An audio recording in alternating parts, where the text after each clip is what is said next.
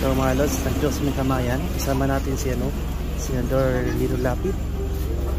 Kumakain siya dito tanghali dito mga lods, mamaya hapon. Meron sila mga putahan na activity. Makasakay lang si Senador Lito Lapid. Ayan, makikita nyo.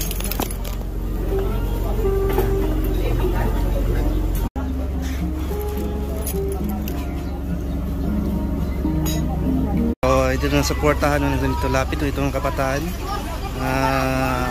barangay Karayman Elementary School. Maraming supportahan ng Lito Lapid. Pasana dami yung gumapads. Hi.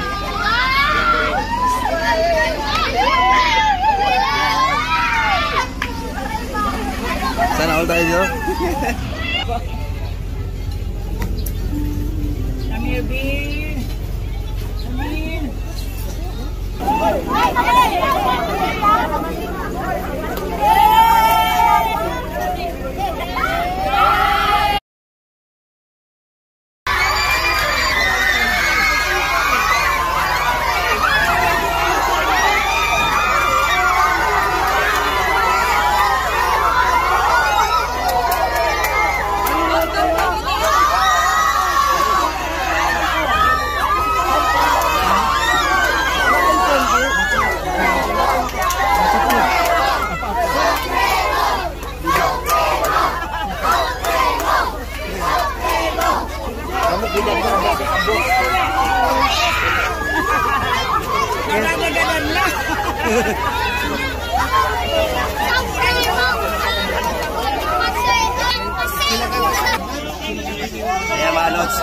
Bilang senador, pang ilang termino niyo po ito? Pang-apat po. Term ko po ngayon, kung ako po ipapalarin at pagbibigyan ng huli ng ating mga kababayan, siguro magiging pang-apat na dito sa 2020. Alright.